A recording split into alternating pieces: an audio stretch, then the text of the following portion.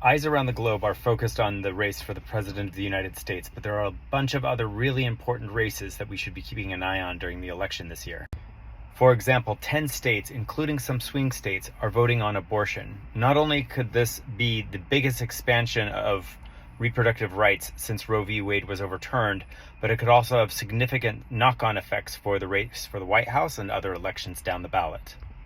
Meanwhile, marijuana is on the ballot in the states of Florida, Nebraska, North Dakota, and South Dakota, and Massachusetts is considering limited legalization of psychedelics. Also, there are a bunch of new initiatives to make voting and elections more accountable to the people.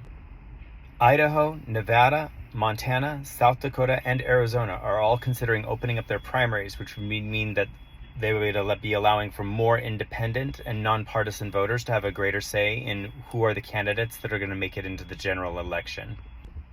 And 4 states, Idaho, Nevada, Oregon, and Missouri, are all deciding whether or not they want ranked choice voting.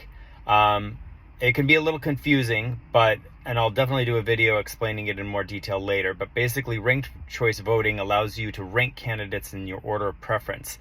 That way, even if your first candidate doesn't win, your vote will go towards your second choice candidate. The result is that nobody's vote is completely in vain, and we've been able to see that it moderates a lot of politicians and removes a lot of that super extreme partisan toxicity that is infecting a lot of our elections.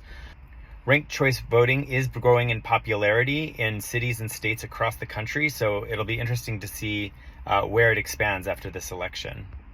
And voters in the former swing state of Ohio are deciding whether or not to establish a nonpartisan independent commission to be in charge of redistricting so that politicians can't be cherry picking the voters who are going to be able to re-elect them in the future.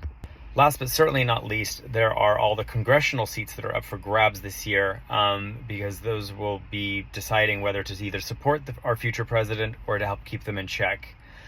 This election, 43 of the 435 House seats are up for grabs, 22 of which are considered to be pretty competitive.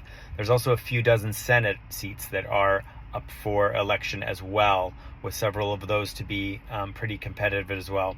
There's too many here to be able to list here, but if you want to see the full list or just simply want to see a detailed cheat sheet of all these races to watch, I've added them to my 2024 election guide, so you can click on the link or DM me and I can send you access to that.